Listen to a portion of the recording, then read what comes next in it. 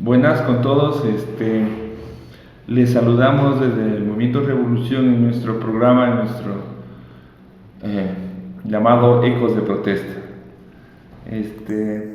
Ecos de Protesta es un informativo del Movimiento Revolución y lo estamos haciendo continuamente con ustedes para compartir algunas opiniones, informaciones, datos, orientaciones y para el debate, para temas que el país requiere. El tema de hoy es el Plan Fénix, en qué consiste, qué sucedió, qué pasó sobre todo. El tema Plan Fénix. Bien, ahora estamos con Javier y con Milton. Bienvenidos a conversar algún momento, algunos minutos con ustedes sobre el Plan Fénix y qué pasó. Javier, bienvenido. Milton, bienvenido. Sí, muy buenas noches, muy buenas tardes o muy buenos días en los diferentes espacios que tengan los señores que escuchan este video y que nos están haciendo la oportunidad de que estamos haciendo este video con estos análisis que nos encontramos haciendo dentro del Movimiento Revolución. Y devuelvo la palabra y un cordial saludo para todos. Javier. Muy buenas noches con todos. Compartir aquí algunas opiniones. Yo creo que el Plan Fénix fue finalmente más una oferta de campaña más, ¿sí? En la cual se le ofreció a la gente seguridad frente a los atroces crímenes que ocurren no solo en las cárceles, sino en todo el país. Y se aprovechó esos miedos para plantear un proyecto que aparentemente le iba a dar tranquilidad a la población, ¿sí? Es más, se le impuso hasta aumentos de impuestos. Entonces yo creo que el Plan Fénix se lo puede interpretar de dos maneras, ¿no? Se lo puede interpretar como una mentira, que es lo más probable, o también se lo puede ver como un fracaso del gobierno, que de alguna manera sería algo no intencional, aunque hay muchas dudas desde mi punto de vista que luego desarrollaré. Milton, ¿tú qué crees? Sí, efectivamente, el Plan Fénix fue una entelequia, una mentira. Eso fue al fragor de la segunda vuelta electoral que pasó durante el mes específicamente del año pasado, en el periodo que hubo de elecciones a raíz de la muerte cruzada. Entonces tenemos que este Plan Fénix surgió no solo del candidato que hoy funge de presidente, sino era de otra postura, es decir, de otro candidato. Jan Tope. De Jan Tope. Entonces quiere ser el Bukele ecuatoriano. Queriendo emular o ser una copia directa de lo que estaba haciendo el presidente de El Salvador. Pero esto fue solo una maquinación, solo fue una propaganda publicitaria, un estratagema más para Milton, impactar. Y hablando de eso, ya hicimos una captura de la página de Novoa y vamos a compartir con los que nos ven. Entonces es una página, El Ecuador resuelve, Plan Fénix, bécate, cuéntanos qué le hace falta a tu barrio para un lugar seguro. Esto lo ponían en campaña. Bueno, ese se nota a las claras, un vacío, que el plan no era un plan serio, que solo era una parte de la campaña. Y como vamos a mirar durante el desarrollo de esta noche, miramos que ese Plan Félix nunca funcionó, nunca fue dado a la vista y sobre todo fue una mentira vulgar más de quien funge como presidente. Y que durante el desarrollo de esta sesión vamos a desenmascarar todo completamente con datos y con cifras que hemos recopilado y que sirve para el análisis en esta mesa de redacción. Javier, bien, empezando desde el Plan Fénix, que Milton ya lo ha dicho en la campaña, ¿qué comprende el Plan Fénix? Muchos han dicho que eso solo es una ambigüedad, porque cuando le preguntan a la ministra o le preguntan al presidente que por seguridad lo tienen que guardar, que no es público, pero cuando hay operativos policiales, Plan Fénix, ¿hay algo real de esto? ¿En qué consiste? Bueno, exactamente eso es lo que le están yendo a escuchar a la ministra de gobierno, porque no hay información. Los asambleístas piden información, no hay información. O sea, no hay plan. Eso es lo peor que le puede pasar a un país. Pero yo, Vicente, quería profundizar un poquito más en algunas cuestiones, para que nuestros amigos tengan un panorama un poco más amplio. ¿Sí? El Ecuador ha sido un país de paso para el narcotráfico. ¿Sí? Por aquí transitaba la droga que venía del Perú, venía la droga de Colombia, y obviamente Ecuador da las condiciones para que la droga se transporte desde acá, porque hay pocos controles en los puertos, hay pocos controles en los aeropuertos, pero eso poco a poco ha ido cambiando. O sea, ya no solo somos un país de tránsito, sino también somos un país de producción. Y antes se exportaba mucha cocaína, pero ahora incluso se consume.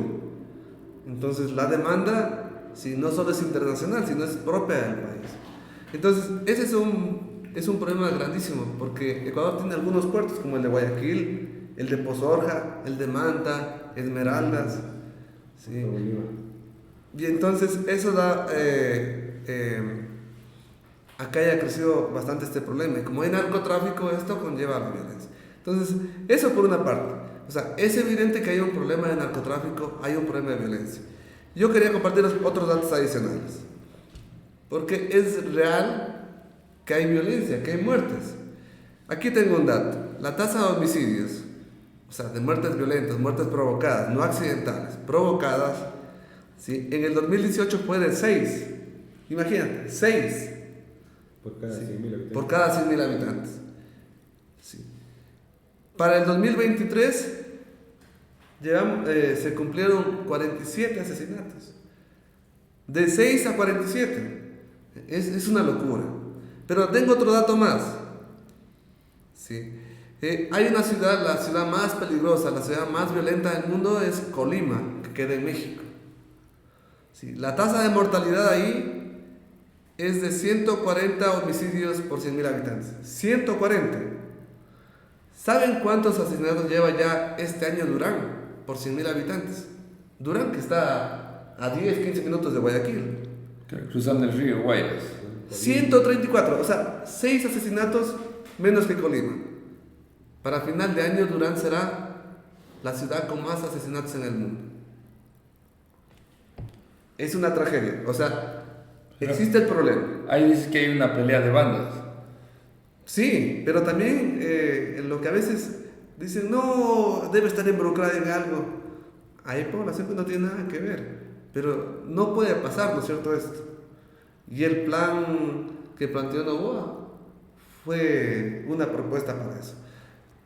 Entonces a mí me nace una duda, ¿no es cierto? O es que son inútiles, o es que son parte de las bandas delictivas. Porque si son parte de las bandas delictivas, pues no hay nada que hacer. Sí, porque los narcotraficantes no van a luchar contra los narcotraficantes. O son inútiles. Yo ahí les planteo esas dudas que a mí me quedan. Milton, verás, se había dado ahí que en meses anteriores, en el gobierno de Lazo, hablaban de narcogenerales. ¿Te acuerdas? Y la embajada norteamericana. Pero muchos críticos y analistas decían, ¿pero cómo les van a dar que hagan los operativos a quienes fueron acusados de narcogenerales? Y una institución que ha estado manchada de corrupción en sus altas esferas, y no solo eso, sino fiscalía, judicatura, jueces. Pero con eso mismo hicieron los operativos. ¿Qué opinión te merece esto? Aparte de lo que tú tienes, también tus opiniones. Claro, bueno, el nivel de violencia que estamos sufriendo es secuencial, ha sido sistemático. No es de ahora, ahora lo que estamos viendo es la cresta de la ola. Es decir, que este escenario que tenemos ahorita como decía Javier, hay 136 asesinatos y Durán va a convertirse en una de las ciudades más peligrosas del mundo, y eso en un contexto mundial. es muy negativo. Entonces, veremos aquí a estas empresas que hacen encuestas y valorizaciones, nos tendrán como lo malo del mundo. Entonces, pero como decía, esto viene desde más o menos cerca de unas 3 décadas atrás. En primer término, porque el narcotráfico ha permeado toda la institucionalidad. La poca institucionalidad que tenemos la ha permeado. Y veremos cómo el narcotráfico como una esa industria punzante está por encima de todo el tejido social. Entonces, vemos un poco, como decías, viene un embajador con todas las ínfulas y nos dice que lo que debemos hacer es una clara injerencia. Y el gobierno, bien, gracias, o si no, agacha las orejas y no dice nada. Encima se ve el grado de sumisión y un grado perverso de que todo puede ser, y el embajador se declara como un presidente de facto. Pero ¿y será cierto o no será cierto? Porque hubo una comandante general de policía, la primera mujer que decían que también tuvo denuncias de haber colaborado con el narcotráfico. Claro, el tema es que se denuncia, pero no se presenta alguna prueba. O no investigan. Se utilizan los canales normales, digamos. Pero ¿será eso como una especie de propaganda nomás? ¿O no existe la menor idea de investigar si es cierto o no es cierto? Por eso mismo, a eso iba. O sea, si se presenta una denuncia, tendría que irse por los canales oficiales, hay que hacer una investigación, y solo vemos que una general que se llamaba Tania Varela, ella estuvo involucrada. Inclusive consta en esos archivos, en esos expedientes de esos procesos judiciales que está involucrada en el proceso de la mafia albanesa. Y ese no se da paso para que se sustancie, igual como está ocurriendo en estos momentos con el caso Metástasis, por ejemplo. Hay el otro caso de los narcos generales. Solo un general salió supuestamente o etiquetado como víctima, que era Víctor Arauz, que hoy funge como candidato presidencial del circo, de las elecciones que tenemos ahora. Entonces, miramos, tú la tesis que nos dices, puede darse en este caso que sirve para ocultar, es decir, como una cortina o como una estafeta de humo para ocultar los negociados que hay detrás de todo eso. Porque, como decía, el narcotráfico ha permeado toda la institucionalidad, y veremos como, por ejemplo, hay millones y millones que está en la industria del narcotráfico, está en el sistema financiero nacional.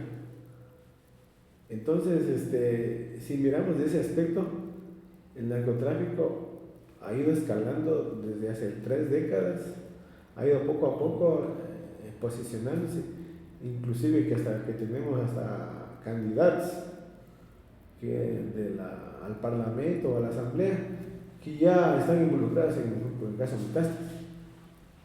Entonces, si miramos desde ese punto de vista, prácticamente al país lo tenemos como una narcodemocracia, que se le llama, que decía alguien anteriormente, y miramos que esta situación nos tiene sumidos en el México de los 80, en la Colombia de los 90, y este nivel de violencia es parte de un capitalismo que nos está llevando a este punto de un no retorno y tener unas sociedades violentas. Yo creo que ese es el principal mecanismo y la principal problemática que tenemos, que esto, como es el narcotráfico, como decía Javier, hemos estado ya no somos países de paso o país de tránsito o qué país, sino que ahora se utilizan los puertos, todo el perfil costanero para exportación, y ahora ya se cae en el consumo.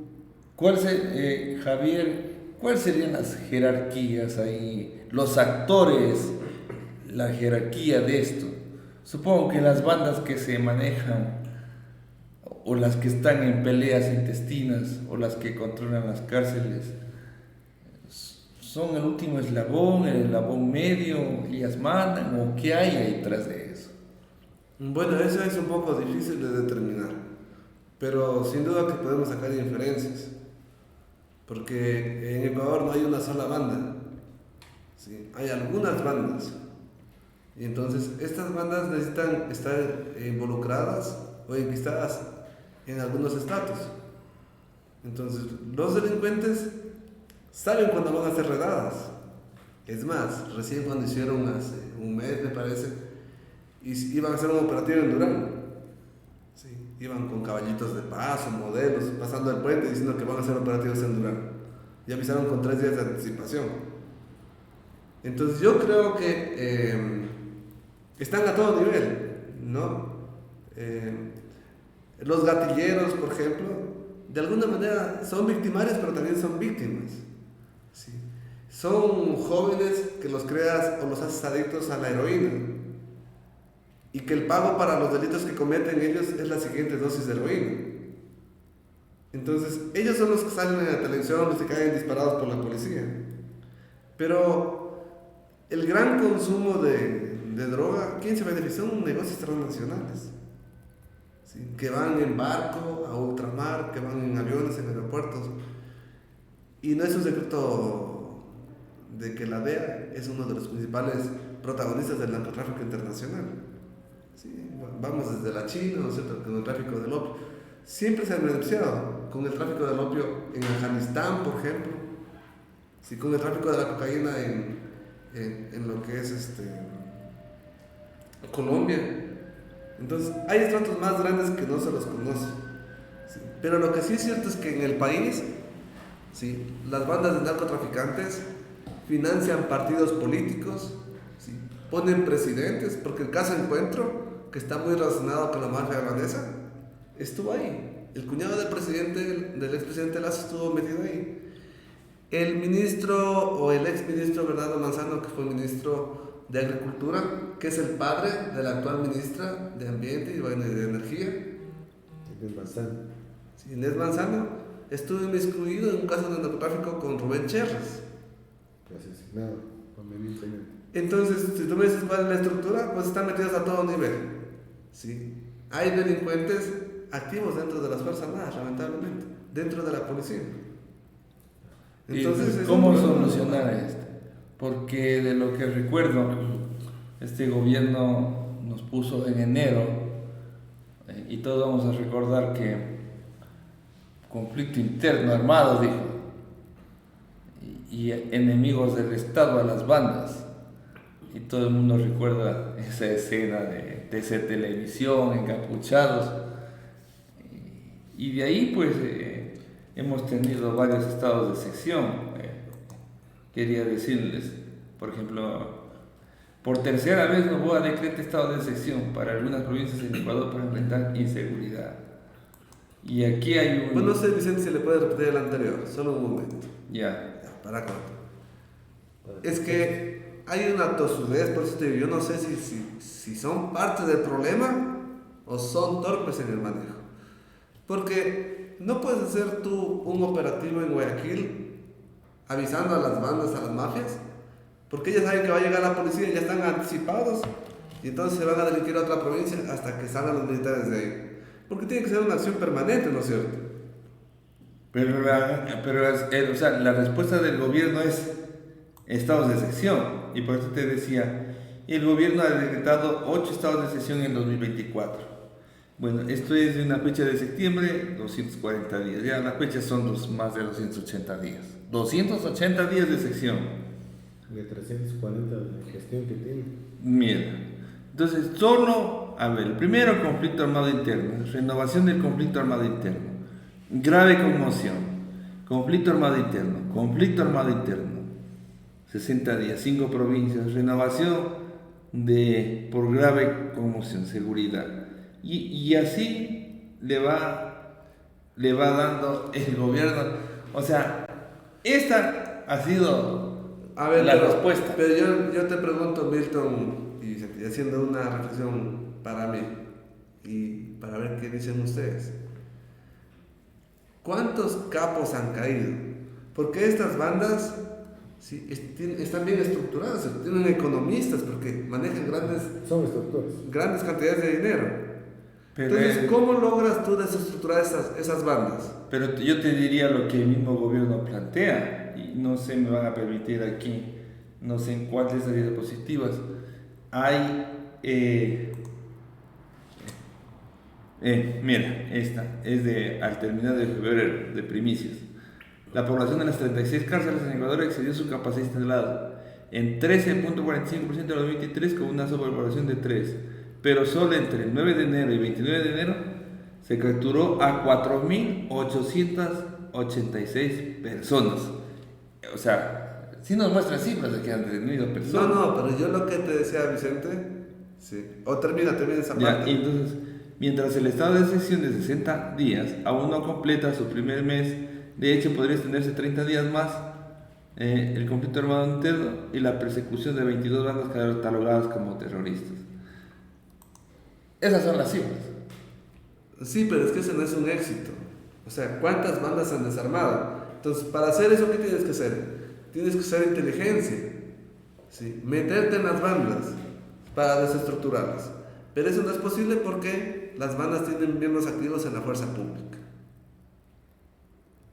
Entonces no es posible, porque ahí los que están cayendo ahí en las cárceles son delincuentes de baja monta. Es la gente pobre. O sea, esto es vender humo. Completamente. Obviamente, porque verán, aquí ustedes apelan al tema, dicen que a la policía no puede vigilar, no puede hacer inteligencia, porque no tiene los mecanismos. Pero hay que entender que esto fue de manera premeditada, fue eliminándose, fue desestructurándose. Y quiero apelar que al inicio, disculpo, hace 30 años, algo había de institucional, por ejemplo, había el GIR, el GOE, el GOMO, y hubieron esas instancias que hacían vigilancia, ¿no es cierto? Pero que lamentablemente aquí, por ejemplo, falla en el tema de inteligencia, que no tenemos una estructura de inteligencia nacional que sirva a los intereses del país, sino que esta no estaba sometida a los intereses de potencias extranjeras. En este caso, claramente es de los Estados Unidos. Entonces, estos respondían, sea en este caso generales, sea en este caso jefes de inteligencia, de la DGI, de tanto de la policía como el ejército, ellos respondían a esos intereses. En cambio, con el ascenso del Correato, que fue a partir del 2007 hasta el 2017, estos servicios se los fue poco a poco desmantelando. Por ahí, en una diapositiva, el mayor Luis Silva decía que si se desmontan los servicios, por ejemplo, de una unidad especial que se dedicaba a vigilar cómo avanza el narcotráfico, él decía que en 10 años seremos como México. Eso dijo en el 2014. Pero ahí estoy confundido, Mito. O es que se desmontó, o es que así se están montando esas instituciones, hay corrupción. Es que se desmontaron porque tú te das cuenta que ahorita se quiere investigar y no hay ninguna estructura. Apenas ha quedado, por ejemplo, la UNAS, que es una unidad especial de la policía, y sirve para el secuestro. Yo no sé si es que Milton, yo no sé si se hace o sea, no sé hasta qué punto eso yo lo pongo a eso en referencia porque se supondría que si hay una institucionalidad y veramos, por ejemplo, miremos solo aquí en las cárceles. Las cárceles eran controladas por la policía. Por eso te digo. Anteriormente. Ahora es un servicio civil de guías penitenciarios que hacen un curso. Mito, no hay ningún punto de comparación. Un paréntesis ahí, mira, dice. Ese recorte del diario de la hora, el mes de octubre. Así siguen controlando las cárceles los presos, pese a la militarización. Aunque no haya amotinamientos ni masacres, los presos siguen dando órdenes desde las cárceles para intimidar y asesinar a la gente en el exterior. La militarización es una medida parche que se desgasta según especialistas. A eso me refiero. O sea, ¿cómo es que ya metes militares, policías, estado de excepción, y siguen mandando, aunque no dice que ya no hay masacres, pero desde adentro se siguen manipulando las cosas. Pero bueno, sí, tú estás viendo solo los efectos, pero yo me refiero a las causas. O sea, yo me refiero que, por ejemplo, se fueron desmantelando servicios, y solo un ejemplo. Ahorita tenemos el Servicio Nacional de Atención Integrada a las Personas, que se llama SNAI. Este está integrado, ¿por qué? Por gente, personal civil, que no tiene realmente formación. Entonces ahí vemos, por ejemplo, una ausencia de políticas criminales. Miramos, por ejemplo, que no hay, por ejemplo, en las cárceles tiene que haber cuerpos de seguridad que sean calificados, porque las personas que se encuentran detenidas, sea por asesinatos, sea por drogas, sea por diversos tipos penales o delitos que hay en la cárcel, ¿no es cierto? Ellas tienen que manejarse bajo otros parámetros de seguridad. Y eso, de alguna manera, sí había. Te digo, desde el periodo 2000 al 2001, 2000 hasta el 2007. Sí había eso, que era controlado por la policía. Ahora no hay nada de eso. Ahora ponen uno en guía penitenciaria. Si hay rehabilitación. Que como quiera dice, ha pasado el tema de ser un militar. Pero es que eso muchos especialistas dicen que eso no debe ser así. No debería ser así porque deberían contratarse especialistas, primeramente en seguridad, en segundo término en políticas criminales, en tercer término desde el punto de vista médico, en este caso psiquiatras, psicólogos industriales y... Porque solo vas a un CDP, los mezclan. Entonces ahí a todo violador, juicio de alimentos, claro. Contraventor, no hay nada ahí, no hay nada. Entonces, ¿qué se genera? Este sistema de rehabilitación es una escuela para el crimen. Entonces miramos ahorita, por eso digo, fueron eso desestructurando y esto ya parte de un plan premeditado. Porque, por ejemplo, en las cárceles, la policía era quien vigilaba. La policía sabía muy bien en dónde estaban los capos y los líderes y qué estaban haciendo. Y de alguna manera se controlaba. Ahora no hay nada de eso. Entonces la tesis del mayor Luis Silva, que era jefe de una unidad especial, se corrobora ahorita. Y eso pasó en el 2014. Estamos en 2024 y vemos el nivel y el grado de violencia. Y sobre todo miramos el grado de cooptación. Tú en las diapositivas tenías también, por ejemplo, que había alrededor de 300 miembros de las fuerzas policiales, ¿sí? Servidores policiales que les llaman ahora, vinculados o directamente con la policía, inclusive oficiales, mayores, tenientes, capitanes que están involucrados en el... Un ejemplo, un caso pequeño nomás, el capitán del ejército Telmo Castro. ¿Qué pasó ahí? Pero eso fue antes. Pero eso fue antes. ¿Y cómo es que el embajador de Estados Unidos, el anterior, él dijo que hay narcogenerales y solo uno fue el chivo expiatorio y los demás? Entonces, si miramos ahí, y otro ejemplo pequeño, Ecuador tiene cerca de un poco más de 280,000 kilómetros cuadrados, ¿sí? Y tiene una base de fuerza pública que está por los 50,000 efectivos. Ellos no son capaces de ir a la frontera a controlar. Pero no dice Javier, acaba de decir Javier que son entonces, los puertos. Son obvios. Son los puertos. Pero, ¿por dónde ingresa? Ingresa por los puntos fronterizos. Vemos, por ejemplo, desde el río Mira, Mataje, el punto de Esmeralda, Tachina, todos esos puntos. Pero saben muy bien. Entonces, si miramos, y como decían antes, se ha permeado este país, está permeado por la industria del narcotráfico y como decía Javier, la industria del narcotráfico no es que es solo un consumidor o un distribuidor de poca monta. Estamos hablando de estructuras que involucran todo tipo de profesiones. Producción, comercialización, exportación, lavado de dinero. ¿Qué pasa con toda esta estructura y todo ese recorrido y ese proceso? Entonces, Javier, ¿podríamos resumir en qué podríamos llegar a este término de la conversación? Yo creo ¿Qué que... podrías destacar? O sea, yo creo que hay que abrir un poco más al abanico, pero sin olvidar, yo no sé, no estoy muy de acuerdo en el punto que decía Milton de que todo lo de la policía y la Fuerza Armada está desestructurado, porque no es cierto.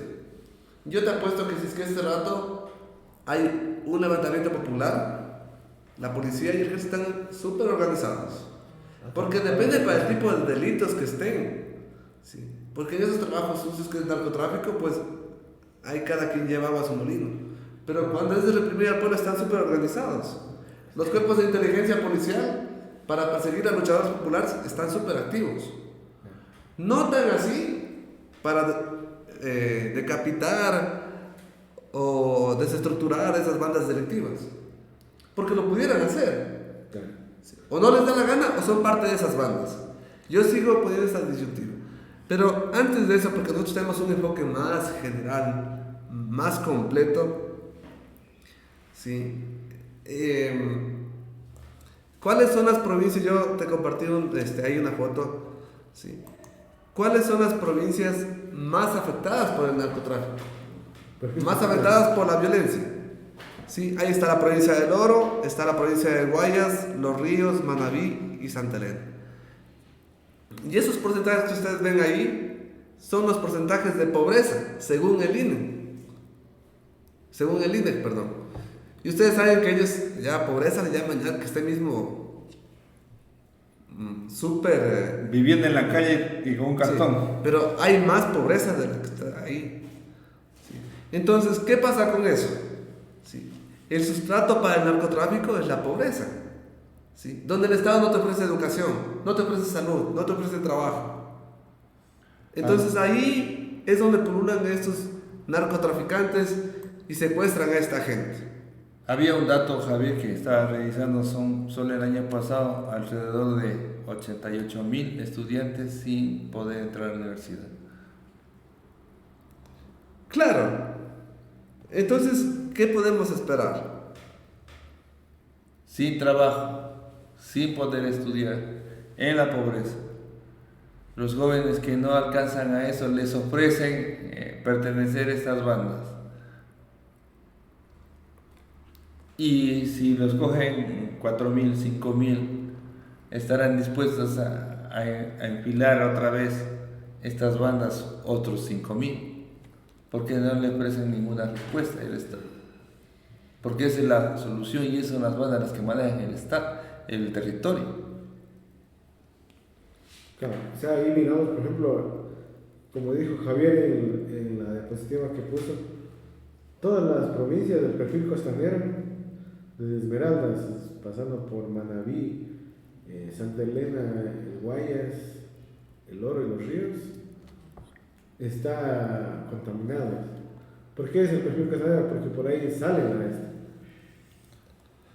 Y otro aspecto es que donde hay más desestructuración a nivel familiar, se nota más el efecto de lo que es las bandas, ¿no? Entonces, por eso te decía, Milton, el problema es más grande. ¿Cuánta gente ha migrado a nivel país?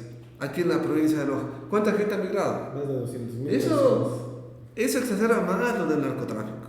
Pero hay algo que no hemos hablado. Sí. El narcotráfico, sí, no solo tiene que ver con muertes violentas. Sí. De hecho, que han bajado las muertes violentas, pero en las cárceles. Pero ahora las masacres se dan en todas las provincias.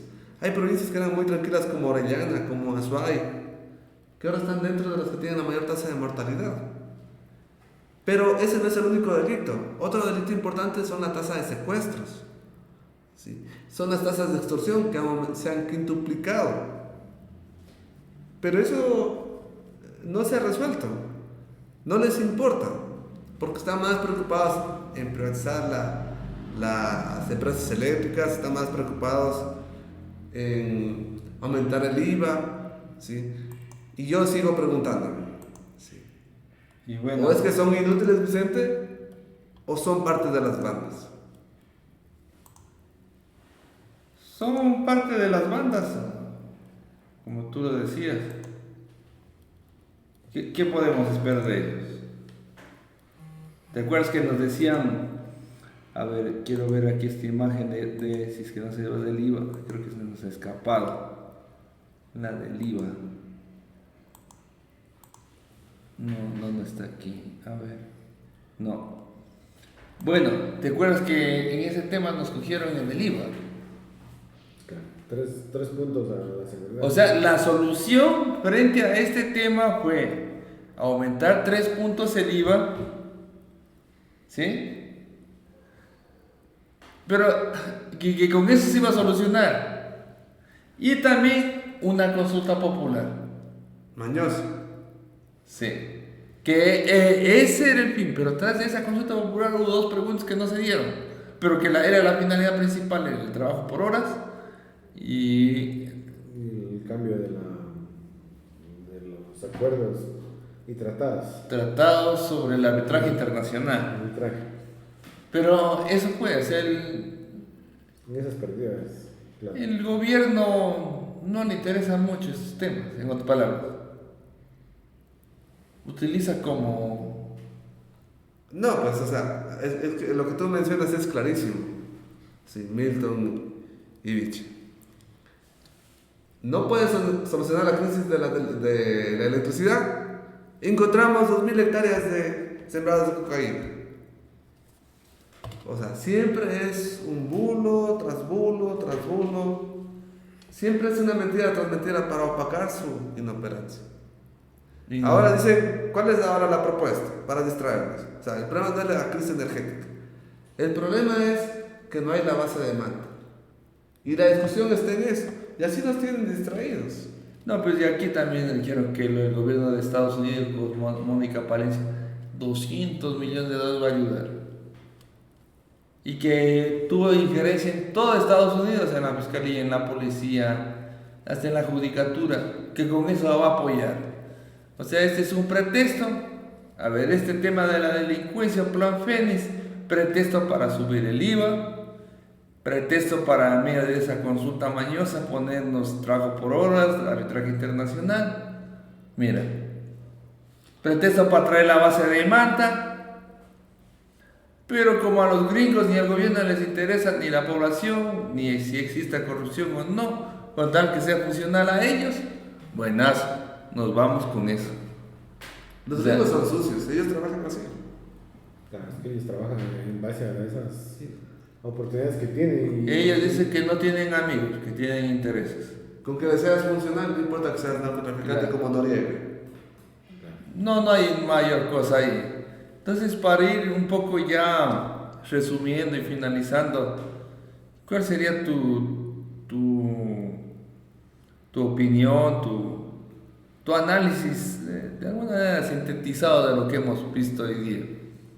Bueno, lo que hemos visto, yo creo que nos han puesto en este escenario de violencia, del cual va a ser muy difícil de salir.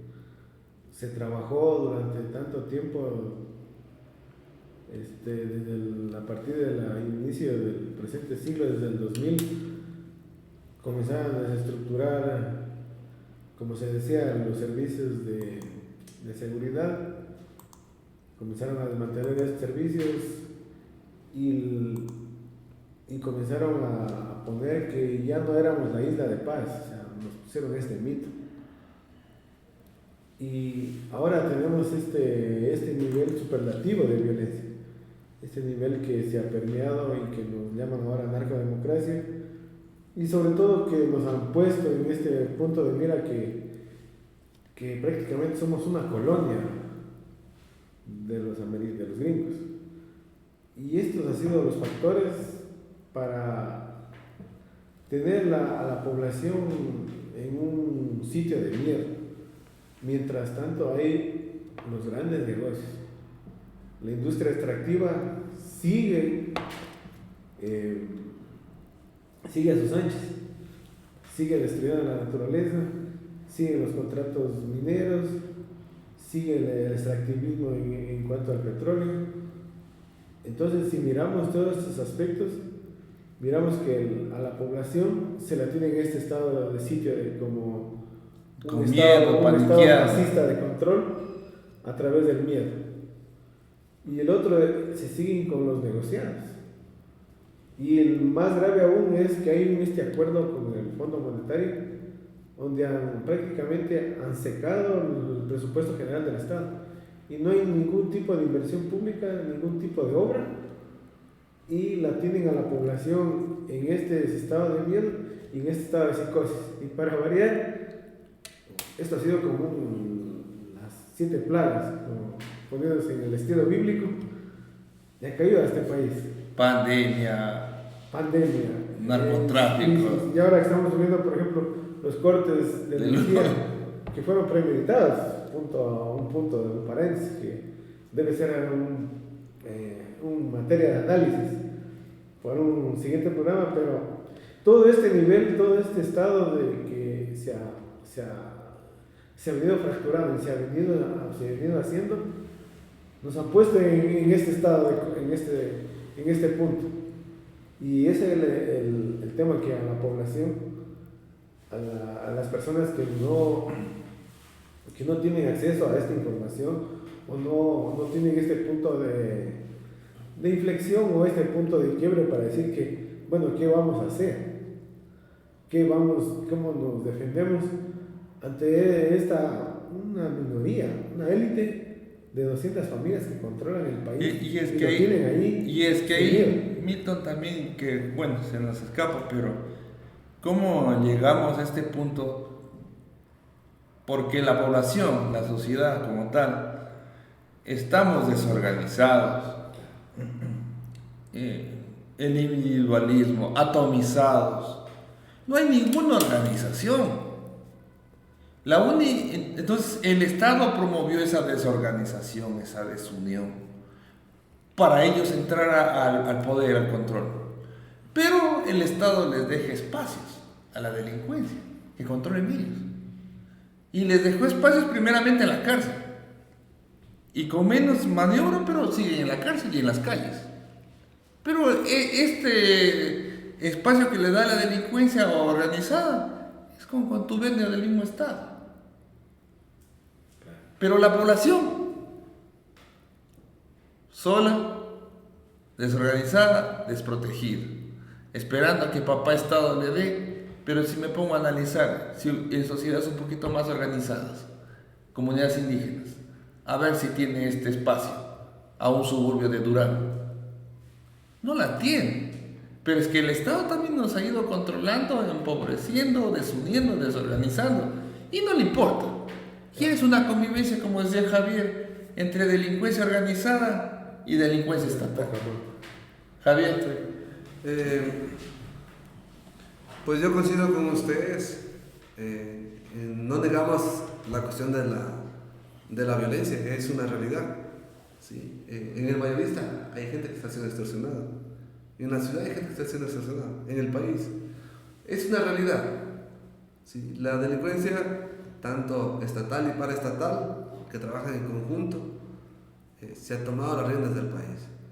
Y como bien dices vos, Vicente, pues, una sociedad desestructurada, individualista, indiferente, apática, esas son las consecuencias. Porque si estuviéramos organizados, no pasaba esto. Exigiéramos que haya educación universitaria para la mayor parte de la población, que haya trabajo, que haya mejores condiciones de vida para la población. Y con eso evitáramos, de alguna manera, que los delincuentes o el narcotráfico se infiltren en la población. Sí. Y dentro de las propuestas del gobierno, ¿cuáles son? Más cárcel, más penas. Eso no funciona. Eso no funciona en Estados Unidos, no va a funcionar acá. Sí, es mejorar las condiciones de vida, pero todo lo que hacen es empeorarlas. Trabajo por horas, vender las empresas del sector público. Los que nos gobiernan son unos delincuentes. Yo me acuerdo de COVID, cuando murió tanta gente. ¿Sí? ¿Qué hacía el ministro de Economía, Martínez? Aunque el Fondo Monetario le decía, no nos pagues, todavía aguanta, mejor gasta en tu país, en salud, en frente a esa tragedia. No, él pagando el dinero. Ahora tenemos una crisis gravísima, ¿sí? La crisis energética, esta crisis de violencia máxima. Pero el Fondo Monetario lo que quiere es que le paguen. Claro. Le sigue dando más préstamos para más interés. no les importa la población, sí, no les importa nada. Entonces nosotros estamos aquí para que nos levantemos, tengamos la conciencia de que al gobierno no le interesamos, ¿sí? De que no nos representan, de no creer en su pseudo democracia, o mejor dicho, en su democracia, que al final ahí no participa nadie más que estos jefes de los carteles y sus miembros. Mira, y yo quería retomar lo que tú dices, Javier, que con el cuento del narcotráfico así dice: Ecuador aumentará del 12 al 15% el IVA a partir de abril de 2024 para generar recursos para el combate al narcotráfico. Estamos hoy, 22 de octubre. ¿Qué ha pasado? Vamos a empezar del IVA del 15% para sostener la campaña al combate a la inseguridad. Hasta hoy no ha pasado nada de eso. Pero con el alza del 15%, el Ejecutivo estima recaudar al año 1.300 millones de dólares adicionales. 1.300. ¿Qué ha pasado a la fecha? ¿Qué ha pasado a la fecha? O sea, nos cuentearon y siguen cuenteándonos. Porque estas crisis, ellos se aprovechan, como decía Javier, para incrementar más. Y en estas crisis ellos tener más recursos para pagar la deuda externa. Y ojo que en la deuda externa hay los tenedores de bonos.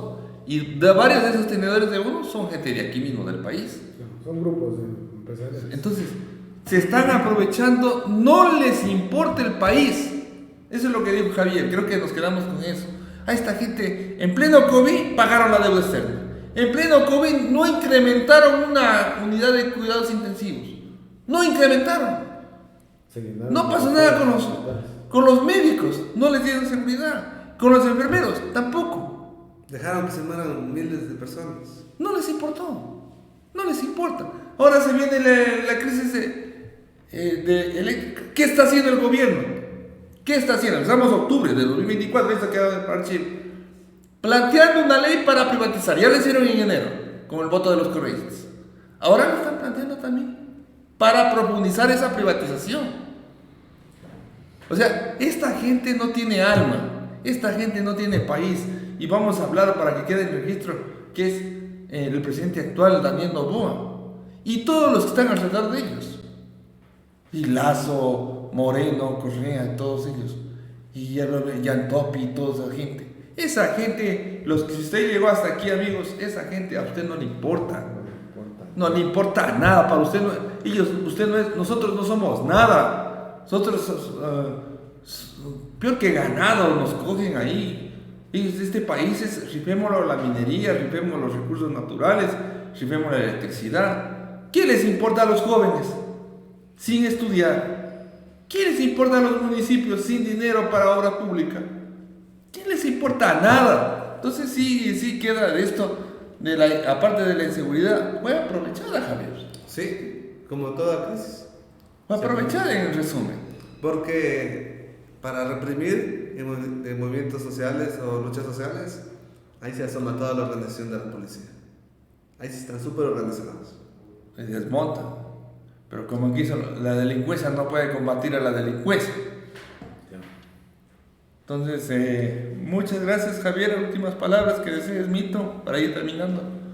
Sí, yo creo que eso es lo que nos quedamos con lo que decías tú, que aquí tenemos una élite minoritaria, son 200 familias, que no les importa nada, que lo tienen al país en soletas y que es hora de que nos organicemos y que de manera autónoma del poder para ir configurando una nueva fuerza y que sea la clase trabajadora, la clase proletaria la que tome las riendas del país, pero a través de un serio proceso de organización y autonomía.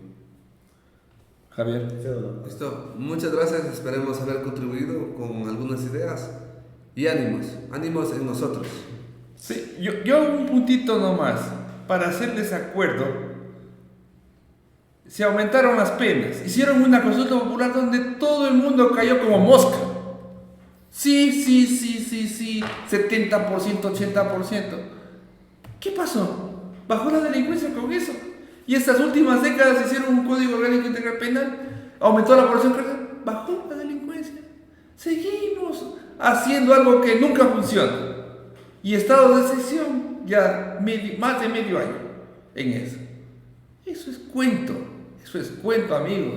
No crean esas cosas. ¿Nos van a pedir cada vez que hagamos más eso?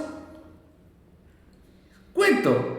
Y lo que decía Javier y Milton para ir terminando, ¿dónde están los problemas sociales resueltos? ¿Dónde están? Entonces nos distraen con tonterías y nosotros caemos como moscas apoyando, y a lo mejor la próxima elección apoyando a otro verdugo más. A otro cartón. Queremos despedirnos de ustedes, muchas gracias.